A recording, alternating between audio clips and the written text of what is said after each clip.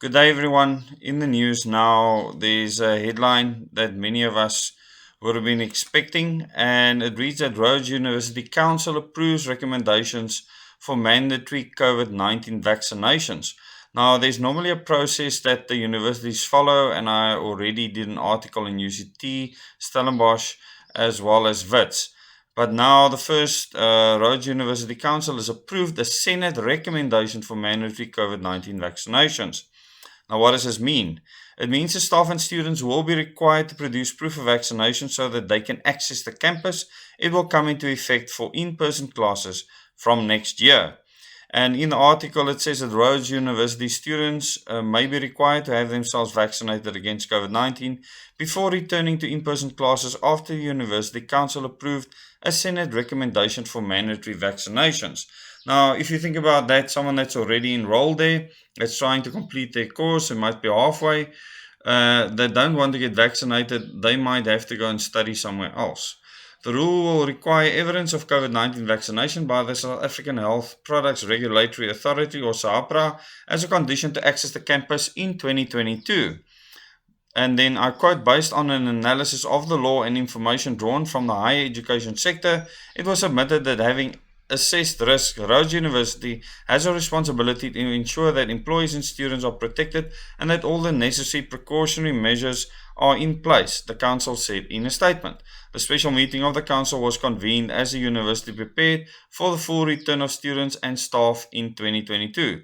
The vaccination requirements also applies as a registration condition for all students as well as staff, service providers and visitors. So those would be contractors as well.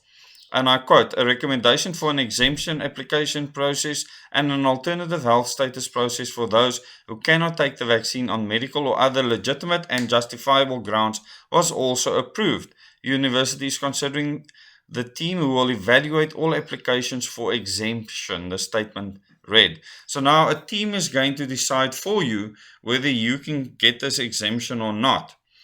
And I continue the quote, where such applications are successful, the university will consider steps to mitigate the risks, including the requirement to produce a negative COVID-19 test results on a weekly basis. And this, many of the public corporations or large corporations or institutions have come up with the idea that if you can't provide proof that you've been vaccinated against COVID-19, then you need to be weekly tested and for your own cost.